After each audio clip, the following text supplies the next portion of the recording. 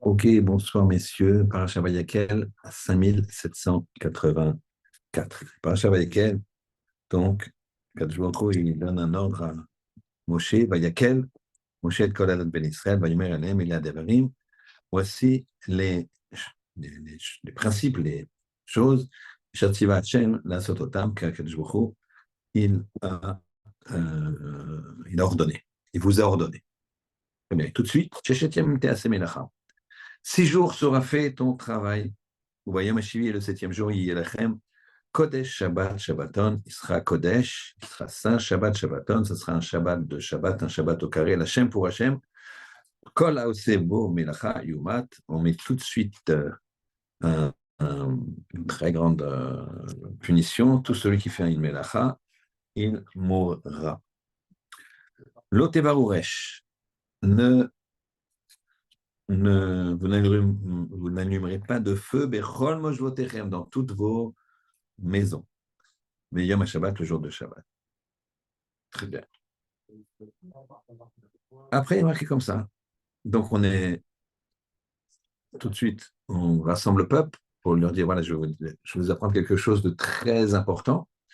Cette chose de très important, c'est quoi? Shabbat. Ensuite, il y a Vayomer Moshe. Donc, ah oui, pardon, Shabbat. Et on parle tout de suite du feu. Nos maîtres, ils ont demandé pourquoi on parle du feu, Shabbat, parce que le Chavetz Chaim disait il y a un incendie dans les maisons que quand il y a un problème sur Shabbat. Quand il y a un problème sur Shabbat, alors il y a beaucoup d'histoires comme ça, notamment de Rav Chaim de Vologine, il y a une personne, je crois que c'était à Vologine, qui avait commencé à ne plus faire Shabbat. Son usine était ouverte Shabbat. En fait, il n'y avait pas le problème de ne pas travailler Shabbat. Et d'ailleurs, ça faisait un vrai problème en guerre. C'est que je ne parle pas des gens qui ne sont pas religieux, je parle des gens même religieux. Vous savez qu'il y a des possibilités de faire travailler un goy Shabbat pour soi. Il faut l'associer, c'est un contrat. C'est pas, tout le monde n'est pas friand de ce genre de choses, d'accord? Mais il y a des ouvertures à l'Afrique sans problème. Donc quelqu'un il peut pas garder sa pharmacie ouverte, il ne peut pas garder son supermarché ouvert, etc., etc. Et donc ça peut poser des gros problèmes, l'égalité, etc. Mais donc c'est permis. Mais attention, c'est pas comme ça. Pas c'est permis, on fait rien. Il faut avoir un rave. Et le rave en question, il fera un contrat, enfin, il préparera un contrat avec le goy associé, une association, et en fait, ce sera l'intérêt du goy essentiellement d'ouvrir le Shabbat. Donc, et à Vologine, donc il y a un, un homme qui a décidé d'ouvrir Shabbat et il n'a pas voulu faire de contrat. Donc, il a enfreint Shabbat de façon claire. Le problème que ça posait, c'est qu'à l'époque, les seuls qui travaillaient Shabbat, bien sûr, c'était les goïms. Et donc, c'est pour ça que, vu qu'ils travaillaient Shabbat et qu'ils voulaient que les images euh, de, comment dirais-je, l'image de la communauté. C'était compliqué si les Juifs travaillaient et le Shabbat, on changeait de personne. D'accord? C'était une photo, c'était un problème difficile. D'accord? Alors, qu'est-ce qu'ils faisaient? Ils employaient que des Goïs, des Polonais. C'était des Juifs, des Polonais, des Russes. Donc, dans les usines, souvent, c'est qui travaillait? C'est les Polonais, eux, ils travaillaient plus facilement, ils avaient plus de travail que les, euh, que les Juifs, puisque les Juifs préféraient, les patrons juifs qui voulaient faire travailler leur usine le maximum, dimanche c'était fermé, ils préféraient employer des Goy, des Polonais. Et donc ça faisait même un vrai problème. Et une fois donc à Vologine, il y a cette personne-là qui a non seulement laissé ouvert son usine Shabbat, et il n'a pas voulu faire de contrat lui permettant de faire ça de façon autorisée, au niveau de la halakha. Et alors, Raphaël de Vologine, il a été le voir, et il lui a dit, c'est ce vote-là que je suis en train de vous dire. Et dans la paracha Baïkel, il est marqué Shechet Yamim Ta'aseh Melacha. 6 jours sera fait ton travail. Donc, ton travail sera fait de lui-même. D'accord. Tout le monde connaît ça, mais on va le répéter quand même, puisqu'il est marqué TAC, sera fait de lui-même. Quelqu'un qui est chômeur Shabbat, son travail va être fait de lui-même. D'accord. C'est pas que non seulement il n'aurait pas besoin de travailler Shabbat, mais son travail va être fait de lui-même et ce sera un travail facilement. Il le dit juste après, il est marqué l'Oteva Oresh. Il dit parce que celui qui enfreint le Shabbat en travaillant le Shabbat, à ce moment-là, ses biens risquent de brûler. Et il lui a dit ça une fois, il lui a dit ça une deuxième fois, le troisième Shabbat, son usine a brûlé. Un grand renom, un grand bruit dans tout Vologine et dans toute la région. Et évidemment, ça, les gens, ceux qui hésitaient à ouvrir Shabbat, ils ne l'ont pas fait. Très bien. Donc, on voit ici le Shabbat au cœur de notre paracha, dès le départ. On va voir un petit peu comment ça fonctionne. On va questionner dans toute la paracha, on voit juste après, donc, on a Kadosh Baruch Hu, Moshe dit que Kadosh Baruch Hu a donné l'ordre de prendre une terouma. Encore une terouma. La paracha d'avant, c'était Tetzavé, la paracha d'avant, c'était terouma. Là, encore une terouma. Encore pour acheter différentes choses, d'accord, d'or, de kesef et de néchochet, d'accord, d'or, d'argent et de cuivre, d'airain, ou trelet de vergaman, et du trelet, des beaux tissus, etc. Ouais, encore. Et on va parler ici de Chacham Lev, des gens qui ont un Chacham, un cœur Chacham, un cœur intelligent. Alors, c'est très étonnant, parce que le Lev, ce n'est pas une question d'intelligence, le Lev, c'est une question de Argasha. Le Lev, c'est une question de feeling.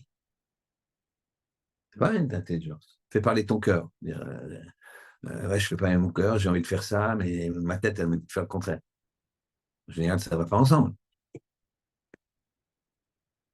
Ou même si ça va ensemble, il y en a un qui a le feeling, et puis il y a l'autre qui a réfléchi.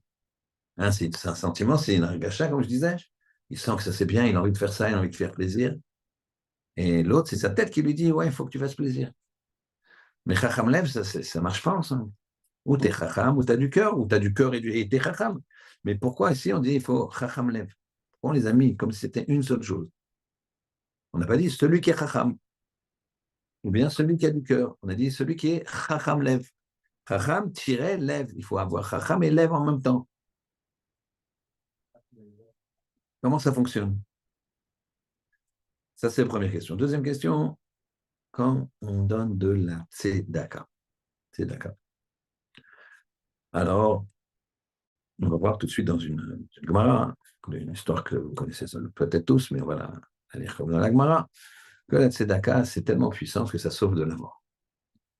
Alors, comment ça se fait que la tzedaka sauve de la mort? Et surtout la question, la tzedaka, ça donne le mot tzedek, le même mot. Tzedek, c'est justice. Justice. Ça donne le mot tzadik, le juste. Quel rapport avec tzedaka? Quel rapport avec tzedaka? La justice, le juste. Juste, on peut comprendre, mais on va voir quand même à Kedekar, jusqu'où. Jusqu'où tu donnes la tzedaka et tu deviens tzadik, c'est un peu facile. Comment ça fonctionne? Ensuite, on remonte un petit peu. Quand on a dit Sheshet Yamim Ta'aseh Melacha, après on dit quoi dans le Passouk? On dit Ubayom HaShevi'i, le 7e jour, Yehi Elachem Kodesh. Il sera Kodesh. Kodesh, ça veut dire séparé. C'est bien. Saint, ça veut dire quoi? Saint. S-A-I-T. Je veux dire séparé. C'est quelqu'un de collège, c'est quelqu'un qui est séparé. Il ne regarde pas les femmes, il n'a pas d'iPhone, il fait attention à ses yeux, il est séparé. Baba Saleh, il n'était pas séparé. Et le Kodesh, ce qui est le plus Kodesh, c'est le Ribono Shel Olam. C'est le Ribono Shel Olam qui est le plus Kodesh. Kadosh, Kadosh, Kadosh, ça c'est le Ribono Shel Olam. C'est lui qui est le plus Kodesh. Donc qu'est-ce que vient nous dire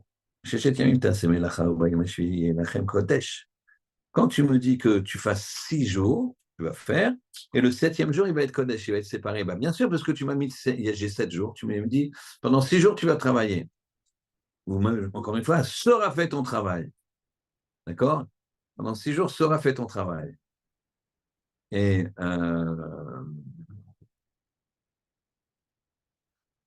pendant 6 jours, sera fait ton travail. Et ensuite, tu me mets Shabbat, il est Kodesh. Shabbat, il est séparé. Bah, évidemment, puisque pendant 6 jours, je fais mon travail. Donc, Shabbat, il est séparé. Donc, c'est quoi cette deuxième question? Troisième question. Quatrième question, on va voir que quand il a fallu faire un don, il y a marqué que les femmes et les hommes ont apporté leurs bijoux. Les femmes et les hommes. Pourquoi les hommes, ils ont demandé à leurs femmes d'apporter leurs bijoux? Une femme, elle tient ses bijoux. D'accord? Une femme, elle tient ses bijoux. Donc, pourquoi les hommes et les femmes, ils ont demandé, pourquoi les hommes, ils ont demandé aux femmes d'apporter leurs bijoux? Quelle était la volonté de donner à ce point-là que les femmes, elles donnent leurs bijoux pour la confection du Mishkan et pour les poteaux et pour tout ce qu'on a besoin de construire. Pourquoi? Donc, on va essayer de répondre à tout ça. Première question, on va dire, on va pas y répondre dans l'ordre. Première question à laquelle on va répondre, c'est quel rapport entre tzaddik, tzedek, tzedaka? Tzaddik, tzedek, tzedaka. Pour ça, on va regarder une Gemara qu'on connaît, mais pour bien s'imprégner. La Gemara, elle dit la chose suivante. On va essayer de regarder comment ça se passe. C'est une Gemara qui apparaît dans un sujet qui s'appelle le Mazal. Pas le sujet aujourd'hui. Tout de suite, ça intéresse toujours tout le monde. On fera peut-être, on verra, mais pas aujourd'hui, le Mazal. Mais dans le sujet le Mazal, la Gemara demande, alors est-ce qu'il y a un Mazal d'Israël? Est-ce que les Juifs, tout est déterminé? Ou bien, tout n'est pas déterminé, tu peux changer. On voit que la réponse, vous allez tous me dire, En Mazal Israël, on peut tout changer. L'histoire qu'on va voir, elle va avoir tendance à nous le prouver, mais n'en tirez pas des conséquences parce que c'est le sujet de Mazal ou pas Mazal est très surprenant dans sa conclusion, mais je vous dis encore une fois, ici, ce n'est pas le sujet. Je vous dis dans quel cadre est venue l'histoire qu'on va raconter dans la Gemara. Et c'est très intéressant. Pourquoi? La Gemara, elle commence par dire que Abraham, Hachem lui a dit, tu sais, je vais te donner à ta descendance. Abraham, il a dit, mais j'ai vu dans mes astres que je n'étais pas capable d'avoir des enfants. En fait, le mazal, l'astre de Abraham, c'était Tzedek. Tzedek, Tzedaka, Tzadik. Lui, il faisait que donner. Chesed de partout. C'était son mazal. Donc ça, c'est quand il est né, le mazal, c'est quand on est. À l'heure, à la seconde où tu es né. C'est le mazal. Maintenant, qu'est-ce qu'il a fait à Hachem? Il a dit à Abraham, Tseachutsa, sors dehors. Alors ça s'appelle un pléonasme. Que nous, on fasse des pléonasmes, c'est pas grave, puisque c'est pas bien parler à la France, d'accord? On va dire, je monte en haut, je descends en bas, mais pas chez le Ribono Shel Olam.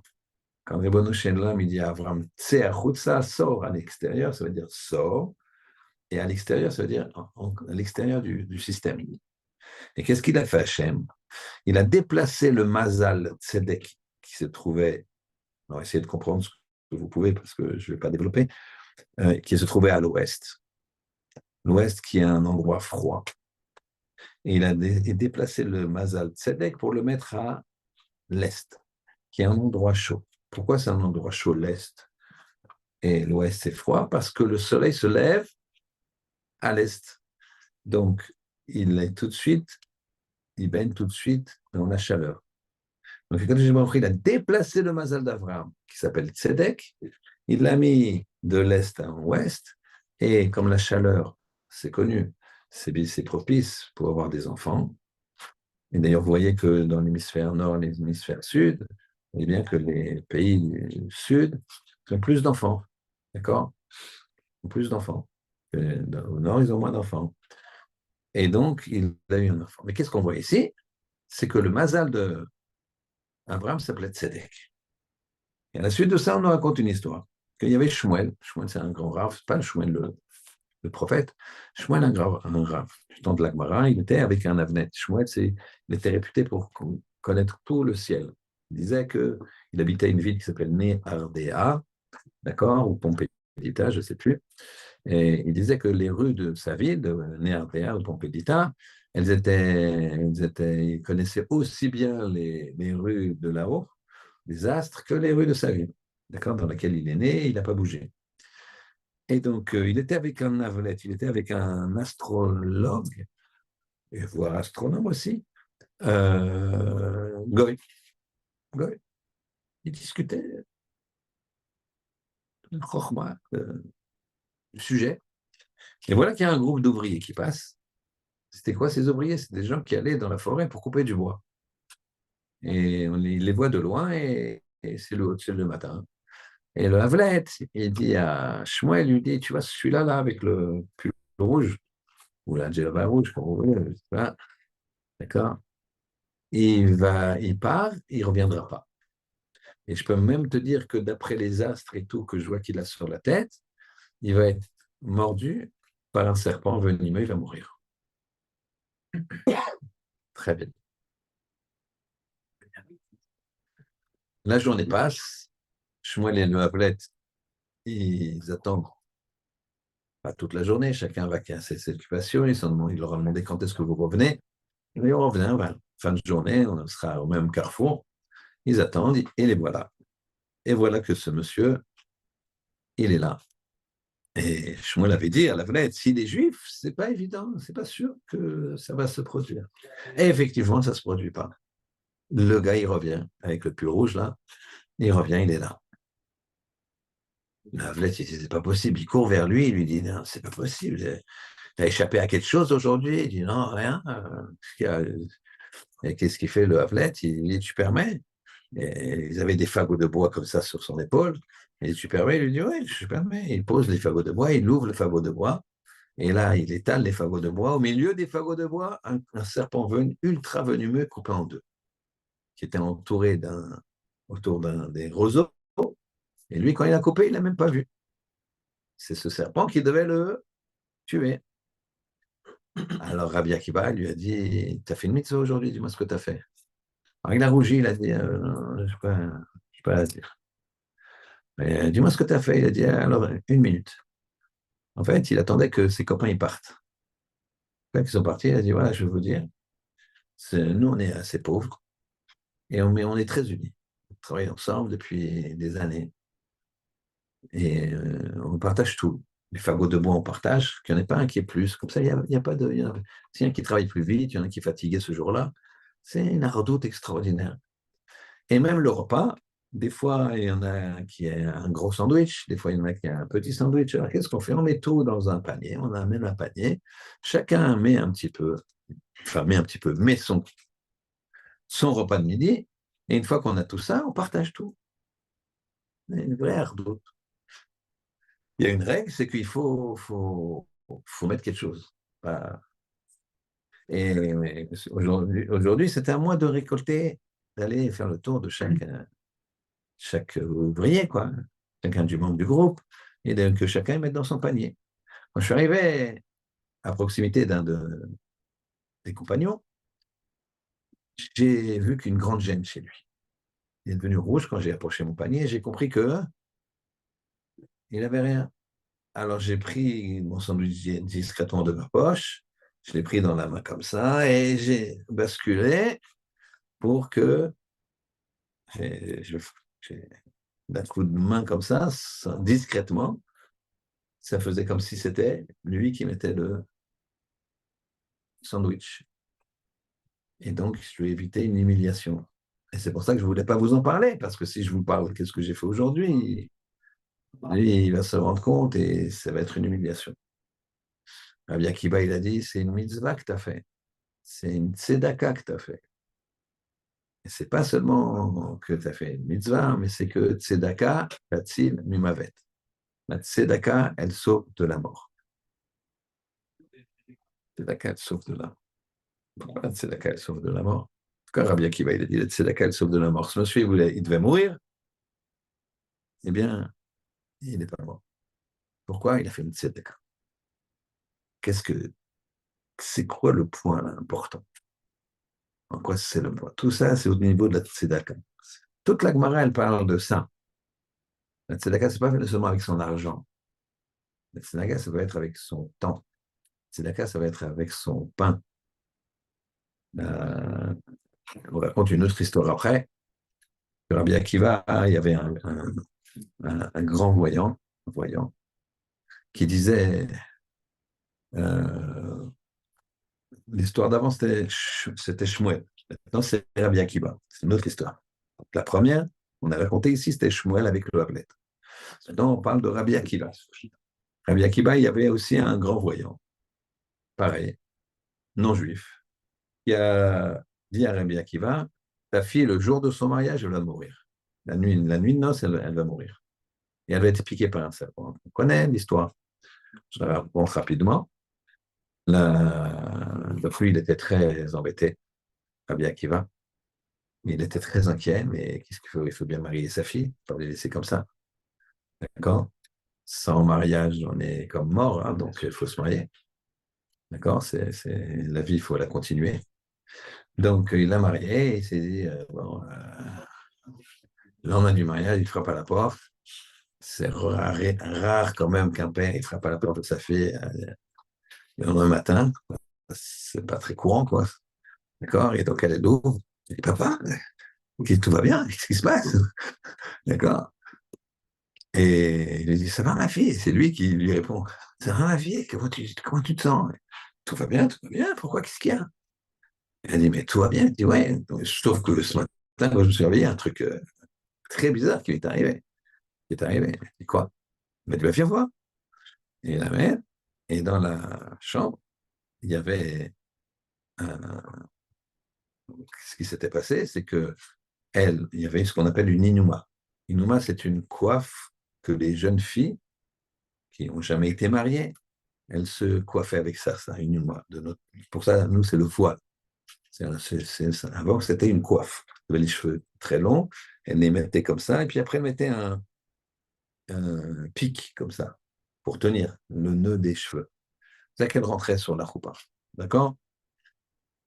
Et donc, quand elle l'a enlevé pour dormir, elle l'a planté dans le mur. Quand elle s'est réveillée le matin, elle a vu qu'elle l'a planté dans les deux yeux d'un serpent qui descendait la piquer. C'est la Katsatsini Vavé. Lui, il a dit, t'as fait une mitzvah, ma fille. T'as fait quelque chose hier soir. Elle a dit, oui. Tu sais, une jeune fille, tu sais bien, voilà, c'est pas toi, Chacham, Gadol qu'il est, que quand le jour du mariage, elles sont pas très fins. Pas très fin le jour du mariage, une jeune fille. D'accord? Les jeunes hommes non plus, normalement. D'accord? Et pas encore les Tunisiens, c'est pas. Mais, donc, donc j'ai pas mangé. Et après, la fin du mariage, tout le monde a débarrassé, le traiteur, il a débarrassé, il restait plus rien à manger, j'avais juste mon assiette qu'on m'a laissée. Et là, j'avais faim. Je suis fatigué, j'avais faim. Et là, je m'assois, et tout d'un coup, arrive un pauvre. Le pauvre qui me dit, j'ai faim. Il regarde mon assiette comme ça. Je dis, je me dis, tant pis, j'aurais jeûné le jour de mon mariage, c'est pas grave, on jeûne. C'était un minhag que les Ashkenazim, ils ont gardé, mais pas les Sfaradim, de jeûner le jour du mariage. D'accord? Je ne dis pas pourquoi, chacun. Et donc elle a dit, c'est pas grave, je ne vais pas manger 24 heures, mais je suis suffisamment bien. Et elle a pris son plat, et elle a dit, j'ai pris mon plat, je lui ai donné. Elle me dit, tu as fait une mitzvah, et tzedaka tatsmi mavet. Et non seulement tatsmi mavet, mais pas de mavet, comment dirais-je, normal, une mort normale, mais mavet, une mort Meshuna, une mort dure, une mort pas normale. Quelqu'un qui a une crise cardiaque, c'est une mort normale. Quelqu'un qui dort dans son lit, il ne se réveille pas, c'est une mort normale. Il y a des morts qui sont entre guillemets classiques, mais il y a des morts qui ne sont pas classiques. D'accord? Ça s'appelle Mita Meshune. Quelqu'un qui tombe d'un toit, c'est Mita Meshuna. Quelqu'un brûle dans un incendie, c'est Mita Meshuna. Quelqu'un qui se fait piquer par un serpent, c'est Mita Meshuna. Et donc Rabbi Akiva, il dit non seulement, et donc Mita Meshuna, ça veut dire qu'il y a des raisons pourquoi on lui a envoyé cette Mita. Meshuna, c'est une Mita spéciale, dure. D'accord? Et donc, non seulement ça sauve de la mort, la tzedaka, mais ça sauve du Mita Meshuna. Alors, c'est quoi cette force de la tzedaka? Et pourquoi? Alors, il faut savoir que tzedaka, tzedek et tzadik, c'est la même racine, c'est-à-dire que c'est quoi le point commun? Alors, marquez que quoi? Que tout vient du Ribono Shel Olam. Il y a une chose qui ne vient pas du Ribono Shel Olam, c'est ton choix, les choix que tu vas faire dans ta vie. Et notamment, si tu vas te servir des événements de ta vie pour être sadique, ou des événements de ta vie pour être rachat. Quel est ton objectif? Est-ce que tu veux devenir un footballeur? D'accord? Ou tu veux devenir un Talmid Chacham? Est-ce que tu veux devenir un grand patron de société, où tu veux gagner plein d'argent, ou tu veux servir les autres, tu veux être un Chacham? Qu'est-ce que ça, tu choisis? Le reste, tu ne choisis pas. Donc, si quelqu'un il a de l'argent, c'est le bon Dieu qui lui envoie. Chaque euro ne vient pas dans la poche d'une personne sans qu'Hachem lui dit cet euro-là, vas-y là-bas, dans cette poche-là. Il n'y a rien à faire. Ça marche comme ça. Le Beth Alevi dans Sha'ar HaBitachon, il dit comme ça, les gens, ils travaillent, c'est pour leur donner comment dirais-je, une idée, une illusion que c'est leur travail. Pour leur donner une illusion que c'est leur travail. Mais s'ils ne travaillaient pas, de toute façon, ils auraient la même chose. S'ils ne travaillaient pas, ils auraient la même chose. Ça tomberait pareil. Mais Yetzirah, il fait que il a envie de travailler, il se dit c'est mon travail, c'est mon travail. Et c'est très dangereux, pourquoi? Parce qu'en plus, si jamais il réussit, il va dire c'est moi. Alors que non, c'est parce qu'il avait marqué qu'il serait riche. Après n'importe quoi, il serait riche. Parler de l'importance du Shabbat. Dans la Gemara, il y a l'histoire de Yosef Moukir Shabbat. Cette Gemara, on la lit souvent aux enfants. Elle est très très jolie, mais on est tous des enfants. Voilà, c'est un jour, le Yosef, un monsieur simple, très simple, pas du tout riche, voire limite. Toute la semaine, il se restreignait, mangeait du pain et de l'eau pour faire un beau Shabbat. Et il achetait les plus beaux poissons au marché, alors qu'il rivalisait avec les riches. Parce qu'il mettait tout son argent pour honorer la table de Shabbat. Un jour, un Rav est venu et a demandé de la tzedaka. Il a été voir le plus riche de la ville. Et le plus riche, il lui a dit je te donne rien, t'as qu'à travailler, t'as qu'à ceci, cela, comme des bêtises qu'on peut entendre. Et le riche, il n'a rien dit. Quand je il est venu en rêve, il a dit dis à ce riche qu'il va perdre toute sa fortune, et ça ira à Yosef Mokir Shabbat, le plus pauvre de la ville. La richesse du plus riche va aller à la richesse du plus pauvre. Alors le Rav, il lui dit, voilà ce qui a été décidé. Alors le riche, il dit, ouais, non, mais ça je ne le laisserai pas faire. Alors qu'est-ce qu'il fait? Il vend tous ses biens. Avec tout l'argent, il achète un diamant le plus beau du monde. Fortune. Et il le cache quand même, parce qu'il faut faire attention, il le met dans son chapeau. Et voilà que, malheureusement pour lui, il passe sur un pont. Il avait l'habitude de mettre un truc pour que son chapeau ne s'envole pas, une espèce d'élastique. Ce jour-là, il a oublié de le mettre. Il croyait qu'il l'avait mis. Le vent est... Et le chapeau, il tombe dans le fleuve qui est à côté. Il était sur le pont.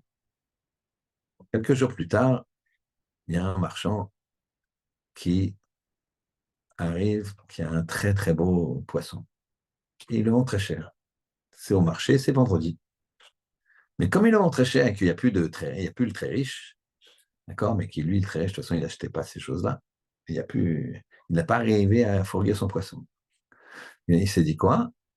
C'est-à-dire, le seul qui va me l'acheter à 2 heures de Shabbat, même s'il n'en a pas besoin, c'est Yosef Mokir Shabbat. Il se déplace, il va dans la petite cabane de Yosef Mokir Shabbat, il frappe à la porte, il lui dit voilà,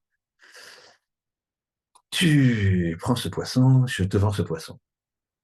Et il dit, mais j'ai déjà un poisson. Je dis, mais regarde comme il est beau. Il dit, ah ouais, qu'est-ce qu'il est beau.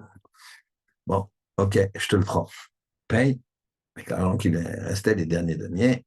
Il l'ouvre pour le nettoyer et tout de suite le mettre à cuire. Et dedans, il trouve le diamant, vous avez deviné. Et il devient très, très riche. Très bien. Maintenant, il y a plusieurs histoires dans ce sens. Qu'on voit que quand quelqu'un respecte Shabbat, alors il a la bracha. Quelqu'un qui respecte Shabbat, il a la bracha. Alors, le Mamar Bitachon du Beth Alevi dit des choses comme ça. À partir du moment où tu arrêtes de travailler Shabbat, eh bien, tu es en train de te priver de quelque chose. Tu es en train d'offrir à Kadosh Baruch Hu de l'argent. C'est lié beaucoup à l'aide Tzedaka. Je vais vous expliquer le cheminement. Quand tu offres à quelqu'un de l'argent, tu te prives d'argent.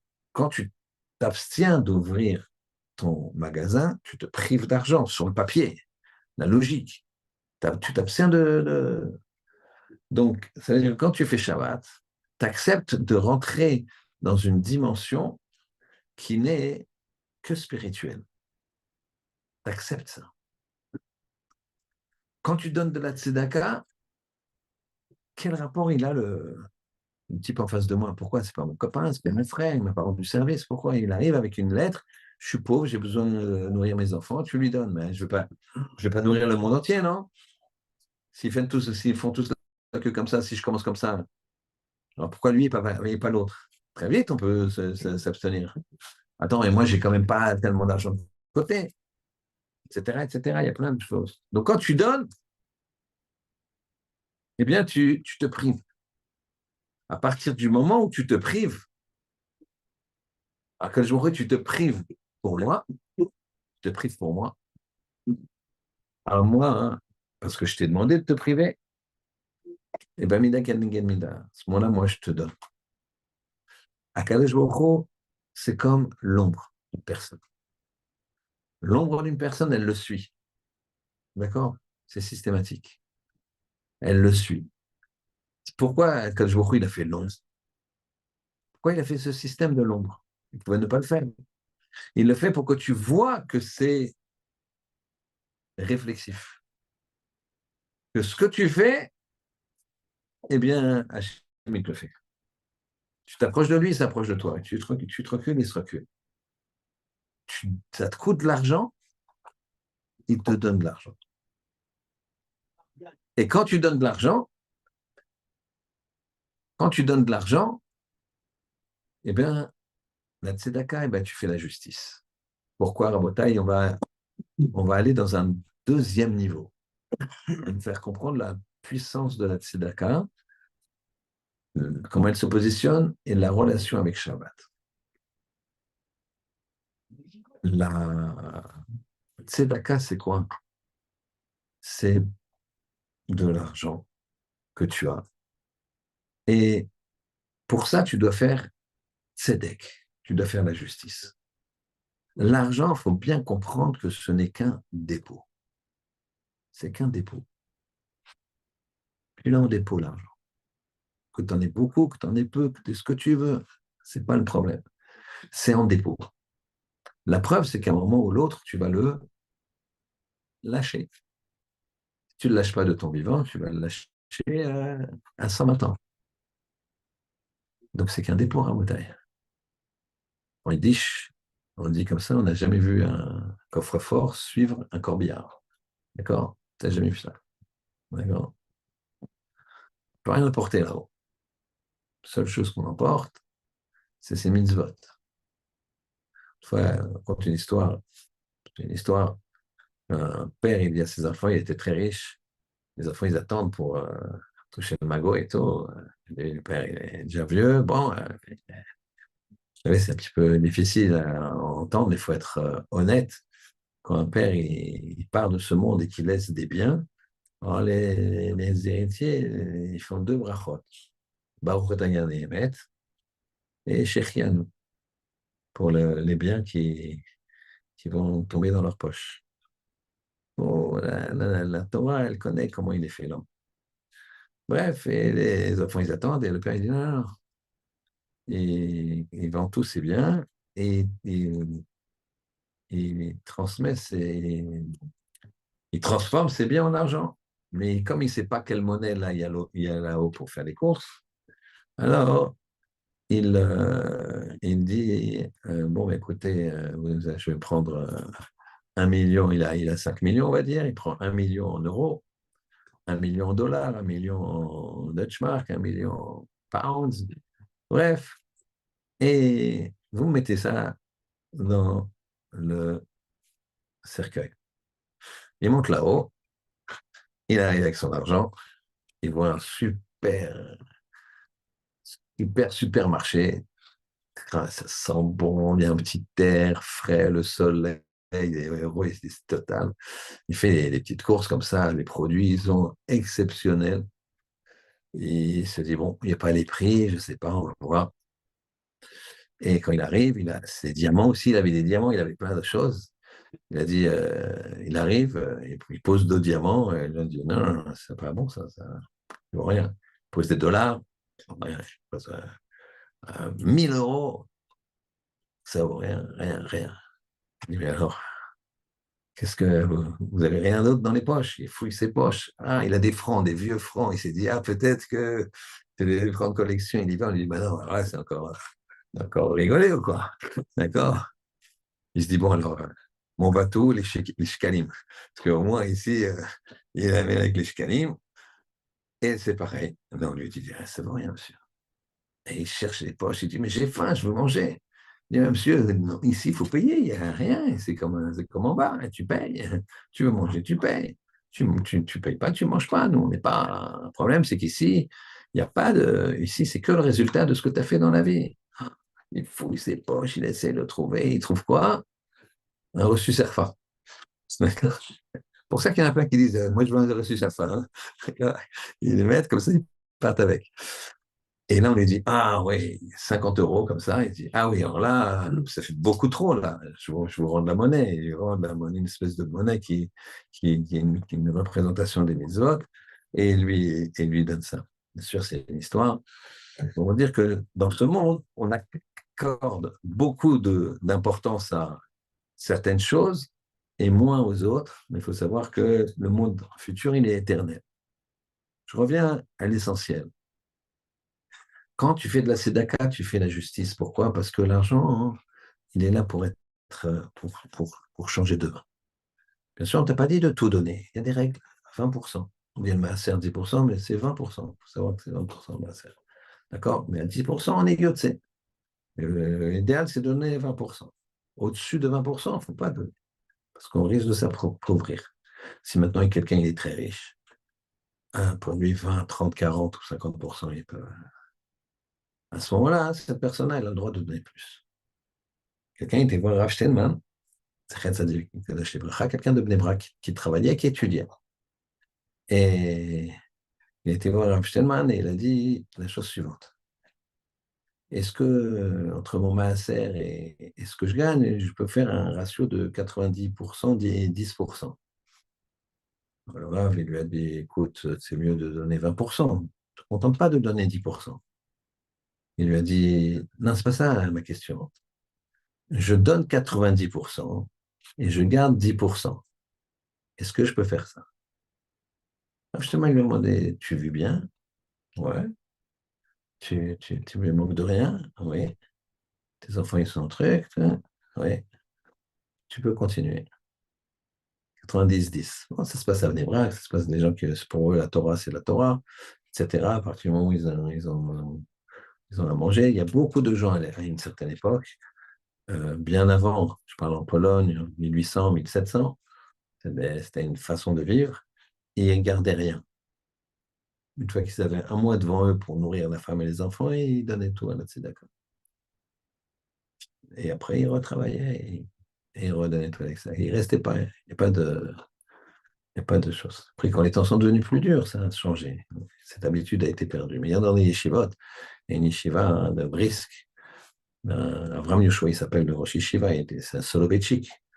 Et lui, il y a beaucoup d'Américains qui sont passés dans sa yeshiva et qui passent toujours dans sa yeshiva. C'est un très, très grand niveau. Et donc, les Américains, ils font 2, 3 ans, 4 ans de yeshiva, puis après, ils font du business. Et comme vous savez, les Américains, quand ils gagnent, ils gagnent. Et donc, ils envoient leur masser, où ça? C'est ce Rosh Yeshiva là. Ce Rosh Yeshiva, à la fin du mois, il regarde ce qu'il a dans les comptes, il paye ce qu'il doit payer pour faire fonctionner les yeshiva ce mois-ci, donc il paye les salaires, etc. Et après, c'est connu, il y a la queue, soit les dents, tout ce qui reste, il donne. Et 2 jours après, il n'a plus rien sur les comptes. Il attend que ça rentre. Il dit, non, 2022. Aucune trésorerie. Et il n'y a pas de raison qu'il y ait beaucoup d'argent et que les autres n'en profitent pas. Mais garde un peu, garde 3 mois d'avance, 4 mois, zéro. Zéro avant. Donc ça, c'est un principe. Quand tu donnes la tzedaka, tu fais la justice. Pourquoi? Parce que quand Israël arrive, Imzélazé. En fait, quand tu fais Shabbat, tu gardes aussi l'harmonie de tout le cas d'Israël. L'harmonie de ta maison, elle ne brûlera pas. Et l'harmonie de quand elle brûle, des fois elle brûle le feu, et des fois c'est brûle le feu. C'est un autre feu, quoi, entre madame et monsieur. D'accord? Quand il y a un Shabbat qui n'est pas bien fait ou qui n'est pas fait, c'est pas que le feu, les flammes qui vont dévorer. C'est d'autres flammes, d'autres flammes qui dévorent. C'est qu'il n'y a pas d'harmonie dans le couple, il n'y a pas de truc, ça se castagne, c'est pas beau, il n'y a pas de. Donc en fait, on a un très grand point commun, et la paracha qui nous le montre, entre la tzedaka, le Shabbat et le clan d'Israël. Le clan d'Israël, il est un rêve. On est tous dépendants les uns des autres, tous garants les uns des autres. Tu ne peux pas dire, moi, ça ne m'intéresse pas. Tu ne peux pas dire ça. Tu impliques les autres. C'est comme si un soleil dit, moi, ça m'intéresse pas. Non, je ne tirerai pas. Mais ouais, mais si tu ne tires pas, les autres, ils vont tirer. C'est un gars qui tire au moins, ça nous pénalise. Eh bien, c'est exactement comme ça que ça marche. Toi, tu ne peux pas dire, je n'avance pas. Tu ne peux pas dire, je ne donne pas. Pourquoi? Parce que ce n'est pas juste. La tzedaka, elle met tous les gens au même niveau. Il y a des proportions, comme on vient de dire, mais c'est ça.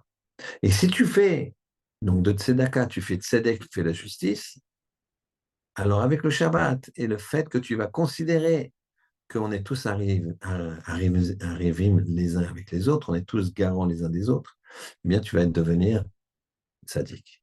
C'est ça que tu as tzedaka, tzedek, tzaddik. C'est les mêmes lettres, c'est une gradation. On a dit que le 7e jour, il était Kodesh. C'était une des questions. Le 7e jour, il était Kodesh, et que on t'a dit 6 jours, tu feras ton travail, et le 7e jour, il sera Kodesh. Mais ici, les Kodesh, si tu mets 6 jours d'un côté, le 7e de l'autre, le 7e, il est forcément Kodesh, il est forcément séparé, puisqu'on a dit que Kodesh, ça veut dire séparé. Donc pourquoi la Torah elle me dit le septième jour, il sera séparé? Je sais, puisque tu m'as dit, à 6 jours, tu travailles. L'autre jour, il sera Kodesh. Mais je comprends, puisque tu m'as dit pendant 6 jours, tu travailles. Donc l'autre, je sais que tu ne travailles pas. Alors en fait, le principe, c'est le suivant. Il y a deux principes. Il y a celui de s'abstenir et il y a celui de faire. Faire. Être séparé, ça ne veut pas dire seulement je ne fais pas. Ça veut dire aussi je fais d'autres choses. Je m'explique. Il y a un passage qui s'appelle Sourmera va asetov. Éloigne-toi du mal et fais le bien. Si tu as un problème que le Yetzirah vient t'attraper. Sans ce que tu veux. Malheureusement, les pièges du Yetzirah, ils sont nombreux. D'accord? Les problèmes avec les yeux, les problèmes avec la main, les problèmes avec la bouche, les problèmes avec le vol, les problèmes avec beaucoup de choses. Alors, tu dois t'écarter de ça. Sourmera. Va-t'en de ça. Si c'est une de ça, si c'est un groupe d'amis qui te font plonger, va-t'en de chez eux. Dis, c'est plus pour moi. Je ne sors plus comme ça, je fais plus ça, je fais plus ce business, je fais plus ça. Va-t'en. Mais tu dois faire autre chose. Sourmira, écarte-toi du mal, va à cet offre et fais le bien. Et le bien, ça veut dire que tu sanctifies. C'est pas seulement que tu vas faire Shabbat, tu ne travailles pas. Ça, c'est Shamor et ta Shabbat. Mais tu as aussi Zachor et ta Shabbat. Zachor et ta Shabbat, ça veut dire quoi? Ça veut dire que tu vas te souvenir du Shabbat, tu vas le bonifier en faisant, en étudiant la Torah et en le préparant. Et comment tu le prépares? En veillant à ce que les autres, ils aient de quoi passer Shabbat. Sourmera va assez tôt. Le fait de faire Shabbat va t'amener à t'occuper des autres. Pourquoi? Parce que quand tu vas acheter ton Shabbat, eh ben, tu vas forcément penser à ceux qui ont des difficultés. Et les pauvres qui viennent le vendredi. Souvent dans les choules, il y a des pauvres le vendredi. À l'époque, les marchés ils étaient ouverts le vendredi parce qu'ils n'avaient pas les carrés, ils n'avaient pas les frigos, etc. Donc les pauvres, ils venaient le vendredi. Et donc, la grande partie de la tzedaka se faisait quand? Le vendredi. Encore une fois, la tzedaka et Shabbat, c'est ensemble. Quand tu fais la tzedaka, tu sanctifies ton argent. Cet argent-là, il est sanctifié. Cet argent-là, tu l'as transformé en mitzvah. Quand il est dans ta poche, ou il est dans un diamant, il est dans une montre Patek Philippe, ou je ne sais pas, chacun aime sa marque, eh bien, tu n'as rien fait. Tu t'es fait plaisir, mais les autres, tu n'as rien fait. J'ai rien contre. Si tu donnes bien la tzedaka, tu as le droit de te faire plaisir. C'est pas grave. Je pense que même si tu as beaucoup d'argent, au lieu de mettre, je sais pas, 10, 15, 20 000 euros dans une montre, combien de familles tu peux nourrir? Combien? Tu es responsable, on va dire, mais c'est quoi, pourquoi? C'est à quoi cette montre? En plus, ça te fait l'aïna. Tu sais, pourquoi tu as perdu autant? Parce que tu avais cette montre. Pas discret. La Gemara, elle le dit. La bracha, elle réside dans ce qui est caché. Point, c'est clair. Ce qui est caché de l'œil. On ne va pas parler de l'œil aujourd'hui. C'est aussi un gros sujet. On l'abordera. Mais ici, on va continuer sur la tzedaka, qui est dit, donc on a dit, à la justice. Donc la tzedaka, elle nous lie. Et Shabbat, ça nous lie. Il est Kodesh, il est séparé. Shabbat, il y a un lien de tzedaka. Tu ne dois pas, dans ta vie, laisser les gens passer un Shabbat médiocre, difficile, tant que tu, es, tu les as aidés. Tout ça, c'est lié. On a posé la question. Pourquoi les femmes et les hommes, ils ont apporté leurs bijoux? Et il nous reste à répondre aussi pourquoi Chacham Lev. Pourquoi on a dit Chacham Lev? La Chochma, c'est la tête, le Lev, c'est le cœur. Pourquoi tu m'as lié les deux? Alors, ça veut dire ton cœur est plus intelligent. C'est difficile à comprendre cette chose-là. Là, c'est extraordinaire. En fait, pourquoi Chacham Lev? Parce que le Chacham, d'abord c'est Chacham, après c'est Lev. Le Chacham, c'est quelqu'un qui réfléchit. Le Chacham, c'est quelqu'un qui pose des choses, qui se dit c'est quoi le but de la vie? Et qu'est-ce qu'il faut faire dans ma vie? Et qu'est-ce qui est positif? Et il s'analyse. Il a une Chochma. Chochma, ça veut dire il a une intelligence de vie.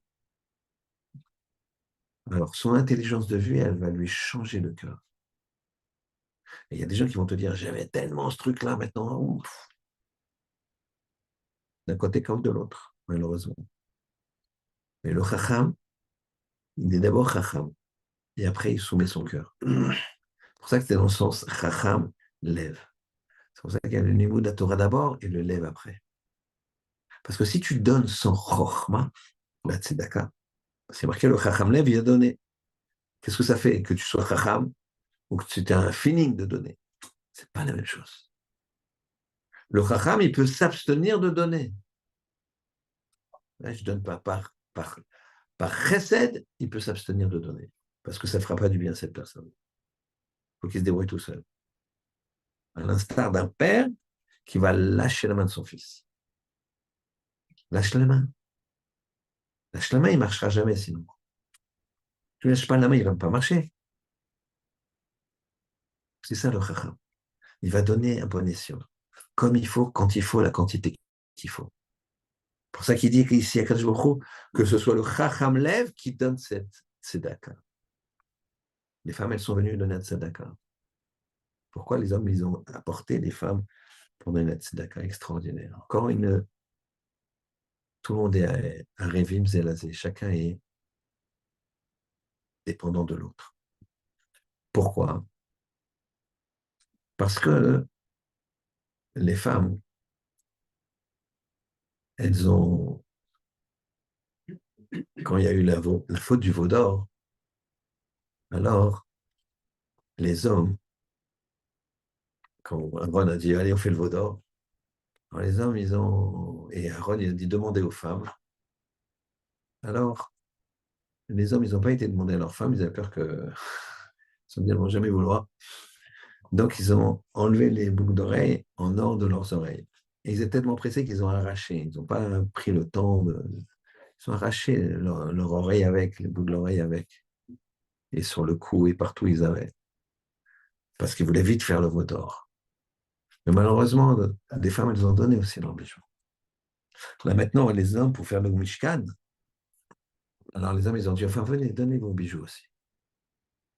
Donnez vos bijoux. Chaque homme, il dit à sa femme, viens, donne tes bijoux. Et les femmes, elles ont fait ça, pourquoi? Pour rattraper la faute du veau d'or. Pourtant, les gens qui avaient fait le veau d'or, ils étaient morts. Ils ont été tués. 3000 personnes, ceux qui ont fait vraiment. Eh bien non. C'est des gens qui ont fait le veau d'or. Moi, je ne veux pas rattraper leur faute. Tant pis, qu'ils brûlent en enfer. Non. On rattrapera leur faute. Quand l'Israël arrive, même pour la tzedaka, même pour le don de soi-même. Une fois, alors Freim Sonnenfeld, il avait besoin de beaucoup d'argent. Il a écrit des lettres dans toute l'Europe. Il y avait une grande épidémie, un peu un corona, et il avait besoin d'argent pour subvenir aux besoins, des médicaments, etc. Et il y a une femme d'un riche, je crois que c'était en Autriche, elle a envoyé la somme. Somme énorme. Avec une lettre expliquant voilà, quelle était la femme d'un tel, tac, tac, tac, tac, tac, qu'elle envoyait. Après, il reçoit la somme. Et le problème, c'est que l'argent d'un homme lui appartient. La femme, elle ne veut pas disposer de l'argent de l'homme. Ça lui appartient. Donc, la femme, elle ne peut pas donner le compte en banque. Même si c'est un compte joint, ça ne marche pas, c'est l'argent de l'homme. Alors après, il me donne le fait, il l'a vu que c'était une femme, il a lu la lettre. Ma joie était de courte durée. J'avais la somme qu'il fallait. Il réécrit une lettre très gentille, merci beaucoup, de la tzedaka, etc. Mais c'est la halakha nous dit qu'un homme ne peut pas donner l'argent de son mari, et même son argent à elle, c'est le mari qui en dispose, parce qu'il se doit d'honorer sa femme, de dépenser tout l'argent qu'il faut pour sa femme. D'accord? C'est pas que c'est lui qui a l'argent qui. Non, il se doit de l'habiller, de la vêtir, de l'habiller au-dessus de ses moyens, messieurs. D'accord? Donc, au-dessus de ses moyens, je dis bien, et lui doit s'habiller au-dessous de ses moyens pour que ça fasse un équilibre. Et les enfants, comme ses moyens. Donc, il ne s'agit pas ici de machisme ou ce que vous voulez. Il s'agit d'une grande justice et de quelque chose d'intelligent. Mais en tout cas, l'argent, c'est appartient au mari. Voilà, il envoie la lettre, il l'envoie, il la renvoie à l'expéditeur. Et voilà que Mina Shamaïm, ça arrive juste au moment où le mari est furieux. Il voit dans ses comptes, il manque une somme très, très, très conséquente. Il dit, c'est quoi ça? Il dit, j'ai envoyé. Et là, ça, ambiance tendue. Et c'est à ce moment-là que le postier, il arrive, il frappe à la porte. J'ai besoin d'une signature, vous avez un pli très important. Et d'ailleurs, l'histoire dit que le mari a dit à sa femme, d'ailleurs, ce rabbin, c'est pas un rabbin. C'est quelqu'un qui accepte l'argent d'une femme, c'est pas normal. Il devrait demander l'autorisation au mari, etc. Et il est en train de dire, c'est quoi ce rabbin Sonnenfeld? Et finalement, il arrive, il reçoit la lettre, il voit la lettre, il est très touché. Le mari, il dit, voilà, je regrette tout ce que j'ai dit. Et il prend la somme, il rajoute le double et il l'envoie à Rav Sonnenfeld. Les femmes, elles ont eu une part parce que quand Israël arrive, il faut que tu comprennes que quand tu fais une mitzvah, que tu donnes de la tzedaka, que tu viens à un cours de Torah, que tu donnes, que tu es chacham lev, tu agis sur tout le clan d'Israël. Le sens contraire, malheureusement, il est quand tu t'énerves, quand tu n'es pas honnête, quand tu regardes ce qu'il ne faut pas regarder, quand tu touches ce qu'il ne faut pas toucher, quand tu manges ce qu'il ne faut pas manger, sache que c'est pareil.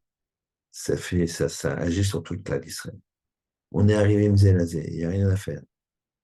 Tous ensemble. Et donc, on a on a un seul choix à faire, la volonté de Dieu, la volonté d'Hachem. Parce que quand tu vas faire la volonté d'Hachem, tu auras le bonheur.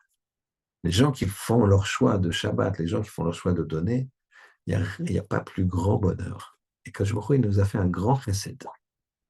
Un grand recette. Et je conclurai avec ça. C'est que quand tu fais sa volonté, bah, tu es heureux. Tu vois, quand tu as fait un bon kippour, tu es heureux. Tu as fait une bonne tzedaka. Tu as rendu heureux un pauvre. Ah, oh, merci. Wow. Il est content. Il est content. Avec quoi? Avec 3 francs 6 sous. Une fois, je fais la campagne de Pessah tous les ans. Et deux femmes qui sont cousines, j'avais l'habitude de leur donner une enveloppe de 300 euros chacune. On connaît le dossier, on nous apporte un dossier, etc. 300 euros pour Pessah, ce n'est pas la mer à boire, mais on aide à peu près 3000 personnes, donc bon, avec les enfants, donc ces femmes-là, bon. Et l'année dernière, elles m'ont appelé, je leur ai dit, écoutez, je ne sais pas si la campagne ne marche pas très bien, je ne sais pas si je pourrais vous donner 300 euros cette année, chacune. Mais venez quand même, donc 3 jours avant Pessah ou 2 jours avant Pessah, elles viennent. Et bon, Hachem, la campagne a permis qu'on puisse leur donner 300 euros. 300 euros, Pessah, une famille. Elles ont pleuré de joie quand je leur ai dit, voilà, finalement, dans l'enveloppe, regardez, on a pu faire comme d'habitude, les 300 euros pour chaque. Elles ont pleuré, pleuré. Ah, de joie. C'est pas moi d'ailleurs, c'est les donateurs qui ont fait la mise. Je suis juste un. Mais donc tu vois qu'avec 300 euros, tu peux faire un bonheur d'un juif, d'une juive. Bah, c'est ça la tzedaka. c'est la justice, parce que cet argent, il leur revient. Il n'y a pas de raison qu'il y en a qui soient sur des yachts. Je ne suis pas communiste. Mais quand tu es sur un yacht, tu as le droit. À 4 jours, il t'a donné. Tu as le droit. Tu as le droit. Mais ça veut dire que tu dois faire beaucoup, tu dois faire un yacht de tzedaka. Tu as le droit d'avoir une Richard Mille, d'accord? Tu as le droit, tu veux. Une montre à 300 000 euros. À ce moment-là, cet équivalent-là, pourquoi tu t'es embelli avec cette montre, entre guillemets? Ben, embellis l'autre. Zekeli vient de Véo, c'est Dieu et je l'embellis. Donc, il faut comprendre ça. On est arrivé, c'est ça qu'elle nous dit la paracha. Shabbat, il est Kodesh, il est saint. Il est séparé des 6 autres jours. Sourmirava Asetov, éloigne-toi du mal et fais le bien. Tu ne peux pas t'éloigner juste du mal. Je regarde pas, je fais pas. Mais tu vois que l'élastique, il revient. Ah, non, je résiste. T'es vaillant, t'es bon. Mais t'as l'élastique, là, ça tire de l'autre côté. Et Yetzirah, il est pas. Il a été à la salle pendant des années, d'accord? Donc, il tire.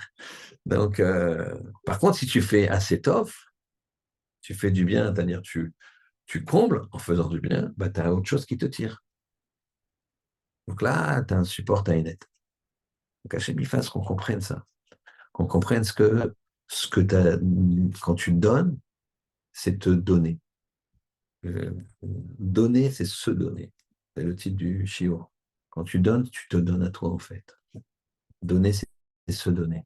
Parce que c'est toi qui va être le bénéficiaire. Puisque de toute façon, quand tu donnes à la communauté dans laquelle que tu appartiens. C'est comme si toi, tu es PDG d'une société investie, mais tu es aussi actionnaire. Donc l'argent, il est là. Il n'est pas perdu, entre guillemets. C'est ça le principe. En conclusion, sachez qu'une chose, c'est qu'il y a quelques années, j'avais vu une étude américaine euh, scientifique qui regardait, vous savez que les Américains, comme les Français, comme je pense un peu partout dans le monde, les gens, sont beaucoup dépressifs. Il y a beaucoup d'antidépresseurs qui se vendent. D'accord? Je faisais la queue à la pharmacie et j'étais là, il y avait une jeune dame devant moi que je ne regarde pas, je fais attention à mes yeux. Mais je l'entends dire à la truc, elle me dit, ah, donnez-moi un truc pour me calmer, là, je suis dépressif, j'en peux plus. Mon copain, j'ai envie de le balancer par la fenêtre, et moi avec. Moi, je suis là, j'ai envie de rire, en même temps, ça me faisait la peine pour elle, la pauvre. Puis après, je prends ce que je devais prendre, et je demande à la pharmacienne, je lui dis, vous en avez beaucoup des comme ça? Parce que même elle avait envie de, pas de rire, mais presque. Elle m'a dit, ah, j'ai que ça, monsieur. J'ai que ça, là. Les vitamines que vous prenez, c'est juste la vitamine C, mais sachez qu'eux, ils prennent des antidépresseurs, j'ai que ça. Donc, les Américains, ils ont voulu voir les gens qui étaient heureux. Mais ils ont vu, dans les gens les plus heureux, c'est les gens qui étaient les plus généreux. Dans le pourcentage des gens top heureux dans cette étude américaine, c'était des gens qui donnaient. Ben, il y avait évidemment beaucoup de juifs, mais il y avait d'autres gens qui donnaient des associations, des goyim, je ne sais pas. Mais il y avait beaucoup, beaucoup de juifs. Et pourquoi? Parce que nous, on donne. Donc, donner, c'est se donner. Alors, messieurs, pour se donner, Shabbat, on a expliqué comment c'est lié, parce qu'on est arrivé, vous élésés, tout Shabbat. Donc, dans le Shabbat, la Tzedaka, Shabbat, c'est donner au Ribono Shel Olam, je me prive, entre guillemets, et je gagne tout. Le Tzedaka, je me prive, entre guillemets, mais je gagne tout, parce que ça sauve de la mort. Et un autre principe, ça sauve de la mort spirituelle. Ça sauve pas seulement de la mort physique, comme c'est marqué dans la Gemara. C'est la mort spirituelle, parce que quelqu'un il peut être tranquille, en bonne santé, mais si spirituellement il n'avance pas, il sera malheureux, il sera déprimé. Donc finalement, c'est aussi de cette mort-là que la tzedaka et le don de soi nous protègent. Donc donner, c'est se donner. Messieurs, vous avez le choix, Shabbat, tzedaka, s'occuper des gens. Et même un sourire à des gens qui ont des soucis, tu te forces, tu te donnes, donner un sourire, donne-moi un sourire, tu vois bien, c'est donner un sourire, et bien même là, c'est à toi que tu donnes. Ouais, Shabbat shalom, messieurs. exactement.